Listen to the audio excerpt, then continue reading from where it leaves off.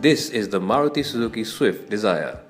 It's India's largest selling sedan and has sold well over 1 million units ever since it was launched way back in 2007.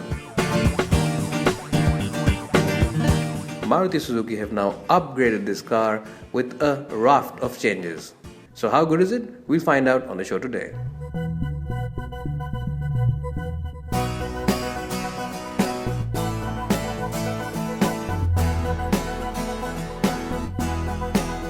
Well, the first thing that I told myself as soon as I got inside the Swift Desire is the fact that the seats are the best in this segment, both in terms of cushioning as well as comfort. The Swift Desire really is head and shoulders above its competition.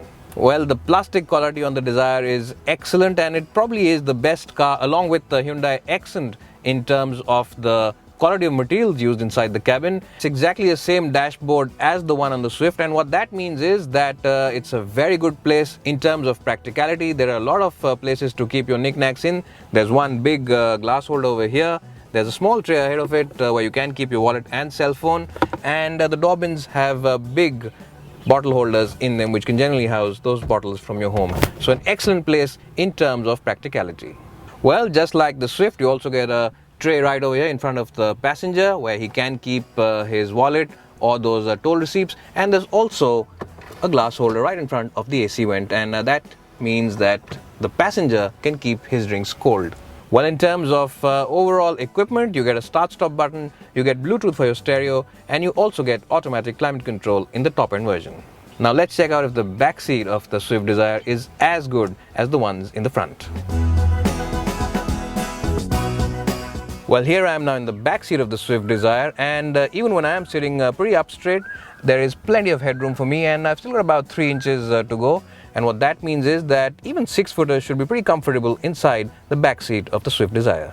Well, knee room, as you can see, is just about adequate and par for the course for a car in this segment. Well, but I will stretch out my neck and say that the seats on the Swift Desire, both in the front as well as the back, are the best in this segment, not only for cushioning but also for overall comfort.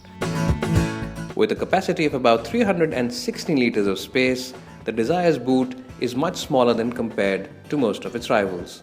But then again, it's decent in space and can take all your luggage for that weekend getaway to the hills. There's minimal suspension intrusion, and the loading lip is very narrow as well. Well, even though the Desire is primarily a family saloon, it still manages to put a smile on your face, and that's largely due to the fact that the gearbox is very crisp, the brakes are very reassuring, and the steering offers a lot of communication and feedback.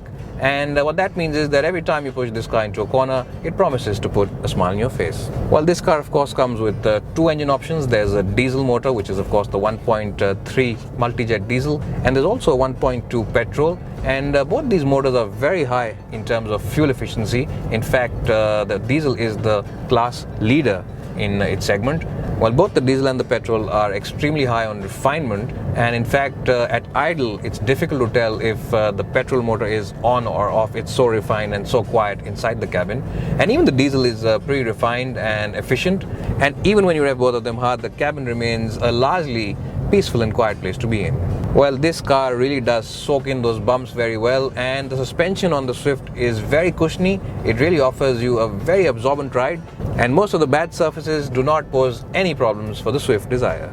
Well, high-speed ride is good as well, and the Desire really does feel very stable when you are doing speeds in excess of 100 kph. Well, the Desire is also a very relaxing car to drive because the controls are so light. The gearbox, the clutch, as well as the steering is pretty light, but the steering wheel isn't so light that when you go out on the highway, it starts feeling nervous. There's a decent amount of weight in it when you push it on the highway. The gearbox on the Swift Desire is the best in this segment. I have absolutely no doubts about that, and it's a very crisp, very accurate, and very easy to operate unit. Overall though, the Maruti Swift Desire is fuel efficient, good to drive, and comes with a decent features list. That, along with the Maruti brand name, means that resale values are very good and after sales is completely hassle-free. And all that makes the Swift Desire a very tempting buy. No wonder it's already found over 10 lakh homes in India.